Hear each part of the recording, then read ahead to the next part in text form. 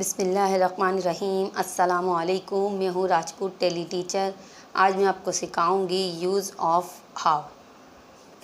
इसका मतलब होता है कैसे। हाउ का मतलब होता है कैसे। चलें हम इसके क्वेश्चन बनाना शुरू करते हैं। पहला क्वेश्चन है हमारा, हाउ फार इज़ दिस। इसका मतलब होता है ये कितनी दूर है। हाउ फार इज़ दिस, ये कितनी दूर है। ठीक, हाउ के साथ हम फार लगा देते हैं। ठीक है, तो हम किसी चीज़ का, जैसे हम पूछते हैं कि ये जगह कितनी दूर है, तो हम कितनी दूर के लिए हाउ के साथ फार लगाते हैं। ठीक, ये कितनी दूर है। सिर्फ हमने किसी से पूछा ये कितनी दूर है, तो हाउ फार इज़ दिस। अगर हमने पूछा किसी से how far is the bank, ठीक है, तो हम बैंक कितनी दूर है, तो हम क्या करेंगे, दिस की जगह यहाँ पे बैंक लगा देंगे। ये अगर ये कितनी दूर है तो हाउ फार इज़ दिस। ठीक है, बैंक कितनी दूर है तो how far is the bank. Clear. चलें नेक्स्ट है हमारा, हाउ ओल्ड आर यू। आपकी उम्र कितनी है। ठीक है, अगर हम किसी से ही पूछते हैं आपकी उम्र कितनी है, तो हम कहते हैं हाउ ओल्ड आर यू, आपकी उम्र कितनी है। अगर हमें किसी लड़की की उम्र पूछनी हो, हाउ ओल्ड इज़ शी, इसकी उम्र कितनी है। ठीक, जैसे आपके बराबर में आपकी बहन खड़ी हुई है और मैंने आपसे कहा हाउ ओल्ड इज़ शी, आपकी बहन की तरफ इशारा करके कहा हाउ ओल्ड इज़ शी, इसकी उम्र कितनी है। क्लियर। आपके बराबर में आपकी बहन खड़ी हुई है और मैंने आपकी बहन के मुतालिक सवाल किया कि हाउ ओल्ड इज़ शी, ये इसकी उम्र कितनी है। ठीक, अगर इसी तरीके से लड़का है, अगर आपका भाई है, तो हम क्या कहेंगे, how old is he. She की जगह सिर्फ हम क्या लगा देंगे, ही। इसकी उम्र कितनी है, उसका मतलब भी यही होगा, इसकी उम्र कितनी है। आपकी बहन की जगह अगर आपका भाई खड़ा हुआ है आपके बराबर में और मैंने कहा हाउ ओल्ड इज़ ही, इसकी उम्र कितनी है। क्लियर। तो वो हम इस तरह बोलेंगे हाउ ओल्ड इज़ ही। अच्छा, अब हमारा how old is your brother. अगर हमने किसी से इस तरह कहा आपके भाई की उम्र कितनी है। ठीक है, अभी तो मैंने आपके समझाया था कि मैंने किसी की तरफ इशारा करके अगर बोला ना, आपके बराबर में आपकी बहन या भाई खड़ा हुआ है, तो वहाँ पर तो हम शी या ही का इस्तेमाल करेंगे। जैसे आपके बराबर में आपकी बहन या भाई है, तो उसको कैसे बोलेंगे हम, हाउ ओल्ड इज़ शी, यानी इसकी उम्र कितनी है। लेकिन हम इसकी नहीं, हमने कहा आपके भाई की उम्र कितनी है, how old is your brother. ठीक है, फिर हम यह लगाएंगे your, how old is your brother. यहाँ पे ही शी नहीं लगेगा, फिर क्या लगेगा, your brother. How old is your brother, आपके भाई की उम्र कितनी है। इसी तरीके से ब्रदर को हटा दें, आपकी बहन की उम्र कितनी है, तो how old is your sister, आपकी बहन की उम्र कितनी है। ठीक है, इसका मतलब होगा how old is your sister, आपकी बहन की उम्र कितनी है। How old is your brother, आपके भाई की उम्र कितनी है। इसी तरीके से यहाँ मदर फादर भी लगा सकते हैं हम। ठीक है, how old is your father, आपके अब्बू की उम्र कितनी है। अगर यहाँ मदर लगाना चाहें तो how old is your mother, आपकी अम्मी की उम्र कितनी है।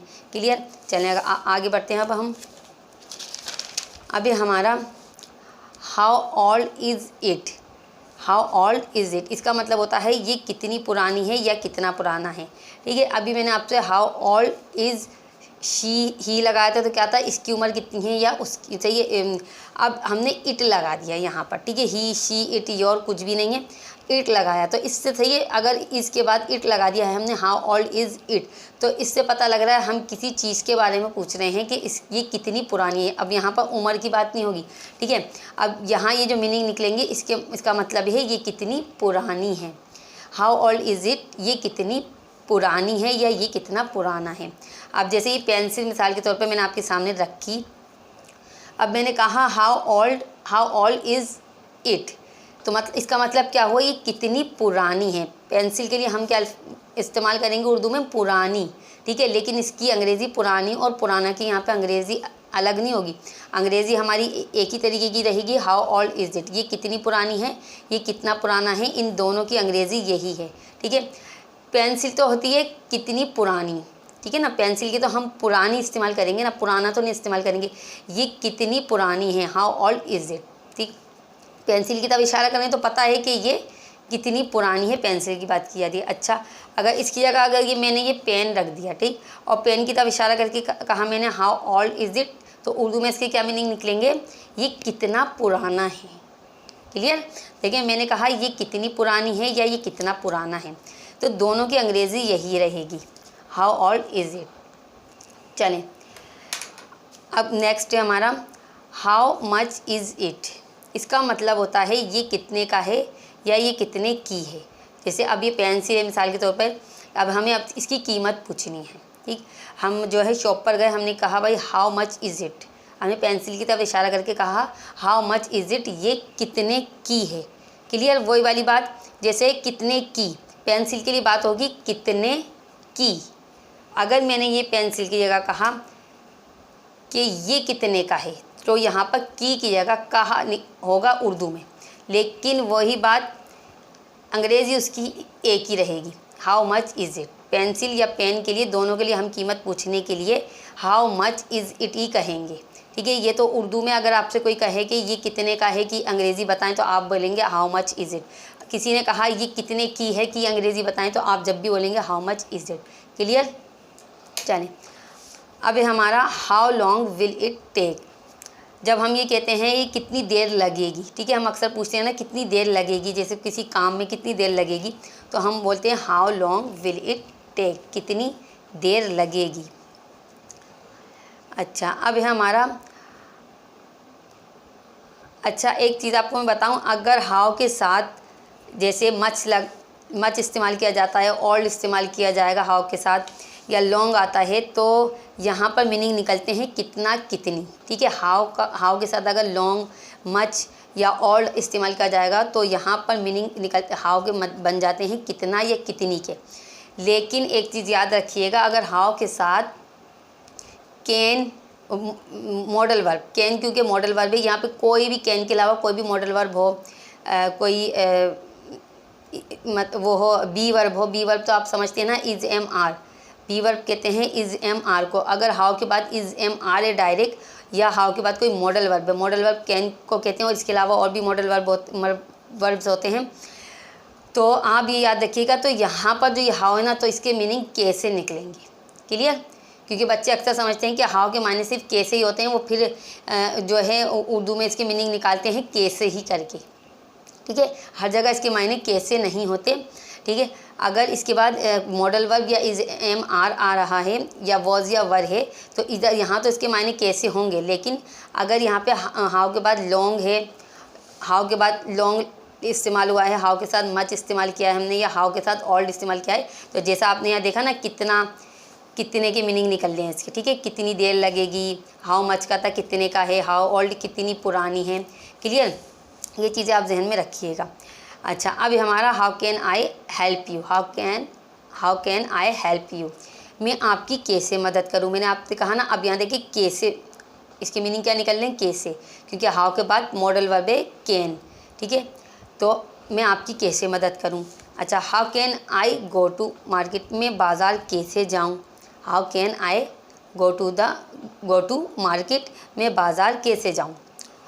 अब हमारा हाउ बिग इज़ इट, कितना बड़ा है ये। जैसे हम अक्सर किसी चीज़ को, बड़ी चीज़ होती है, हम उसे देखकर बोलते हैं हाउ बिग इज़ इट, ये कितना बड़ा है ये, ठीक है। देखें अब हाउ के बाद हाउ के साथ इस्तेमाल यह हुआ यहाँ पे बिग, तो यहाँ पर क्या मीनिंग निकलने, कितना के, ठीक है, कितना बड़ा है ये। इज़ एम आर या जो है मॉडल वर्ब इस्तेमाल होगा, तो यहाँ पे अक्सर जो है मीनिंग कैसे निकलते हैं। अच्छा अब हम आगे बढ़ते हैं। अच्छा अब ये ज़रा आप ध्यान से देखिएगा। देखिए हाउ के साथ जब हम किसी काम का तरीका पूछते हैं, किसी से करने का, किसी काम करने का तरीका अगर हम किसी से पूछते हैं कि ये काम हम कैसे करें, ठीक है। अगर हम अक्सर किसी से पूछते हैं कि भाई हम ये काम कैसे करें, इसका इस्तेमाल कैसे करें, इसको कैसे सीखें, तो हम लिखते हैं हाउ के बाद टू, और उसके बाद वर्ब की हमेशा फर्स्ट फॉर्म इस्तेमाल की जाती है। तो इसका मतलब होता है कि हम किसी से किसी काम का तरीका पूछने करने का, कि हम इस काम को कैसे करें। जैसे how to use this mobile, इस मोबाइल को कैसे इस्तेमाल करूं, ठीक है। How to use this mobile, इस मोबाइल को कैसे इस्तेमाल करूं, मतलब कि आप देखें इस मोबाइल को कैसे इस्तेमाल करूं। इसका मतलब क्या है कि हम किसी से कोई सवाल कर रहे हैं, किसी काम करने का तरीका पूछ रहे हैं या किसी चीज़ को इस्तेमाल करने का तरीका पूछ रहे हैं। किसी काम करने का तरीका पूछें या किसी चीज़ को इस्तेमाल करने का तरीका किसी दूसरे फ़र्द से पूछें तो हम इस्तेमाल करते हैं हाउ टू, फिर वर्ब की फर्स्ट फॉर्म इस्तेमाल करें तो यूज़ आ गया, ठीक है। इस्तेमाल के लिए हम यूज़ का वर्ड इस्तेमाल करते हैं। इस मोबाइल को कैसे इस्तेमाल करूं, how to use this mobile, ठीक है। मोबाइल के बारे में पूछे नहीं कि मैं इस मोबाइल को कैसे इस्तेमाल करूं। How to learn English, English कैसे सीखूं हम, ठीक है। हम किसी से सवाल कर रहे हैं ना, इंग्लिश कैसे सीखूं, हाउ टू लर्न, ठीक है। अब यहाँ पे यूज़ इस्तेमाल किया था तो हम इस्तेमाल करने का तरीका पूछ रहे हैं, यहाँ सीखने की बात की गई तो हमने लर्न का इस्तेमाल किया। How to learn English, English कैसे सीखूं, हाउ टू। अच्छा, अब यहाँ देखिएगा, आप अक्सर यूट्यूब पर कोई चीज़ सर्च करते हैं तो हम जैसे मिसाल के तौर पर जैसे आप यूट्यूब पर अकाउंट बनाते हैं तो आपको यूट्यूब पर अकाउंट बनाने का तरीका नहीं पता तो आप उस पर सर्च करते हैं, उसका तरीका पूछते हैं, ठीक है। नेट पर आप तरीका सर्च करते हैं, पूछते हैं, मतलब एक तरीके से आप नेट से पूछ रहे हैं, ठीक है। How to create an account on YouTube, how to create an account on YouTube, YouTube पर अकाउंट कैसे बनाया जाए, ठीक है। हम यूट्यूब नेट पर सर्च कर रहे हैं यूट्यूब पर अकाउंट कैसे बनाया जाए, तो हमारे सामने बहुत सारी वीडियोस आ जाती हैं यूट्यूब पर जो है, ठीक है, वो बनाने की, अकाउंट बनाने की, यूट्यूब पर अकाउंट बनाने की बहुत सारी हमारे सामने वीडियोस आ जाती हैं। तो वो जो हमें तरीका बता रहे होते हैं कि यूट्यूब पर अकाउंट कैसे बनाया जाए। अब जैसे मिसाल के तौर पे आपने नेट पर कोई चीज़ सर्च की, हाउ टू लर्न इंग्लिश, ठीक है। अब जैसे मैं अंग्रेज़ी सिखा रही हूँ आपको, ठीक है। आपने इधर उधर लिखा, सर्च बार में जाकर आपने लिखा हाउ टू लर्न इंग्लिश, ठीक है। कोई भी चीज़ आप सर्च करते हैं तो आगे आप जाके सर्च बार में क्या लिखते हैं, हाउ टू लर्न इंग्लिश लिखा मिसाल के तौर पर। अब जैसे मैं आपको अंग्रेज़ी सिखा रही हूँ, ठीक है, हाउ टू लर्न इंग्लिश, अब उसमें वीडियोस आ जाएंगी बहुत सारी।